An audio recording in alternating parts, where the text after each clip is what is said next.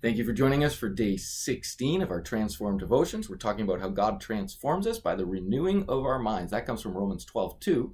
This week our theme is our physical health, how God transforms us physically.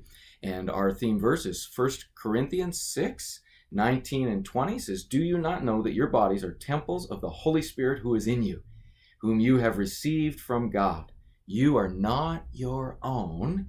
You were bought at a price. Therefore, honor God with your bodies." So our bodies aren't our own. They're something that we are called to steward for God.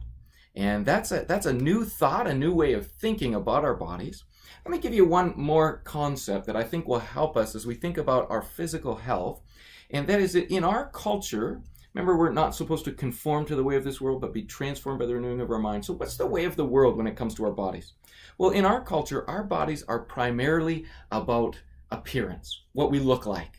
The way sometimes I think of it is our bodies are ornaments. They're ornaments to be seen. You know, everybody wants to know, what do I look like? How do I look? And we care and work on our bodies. What if instead of thinking about our bodies as ornaments, what if we thought of our bodies as instruments? Instruments, tools for a purpose. I think that would be a more biblical way of thinking about our bodies, or maybe a more godly way, because we're trying to renew our minds, think God's way about our physical bodies. And look at the end of our verse here. It says, "Therefore honor God with your bodies."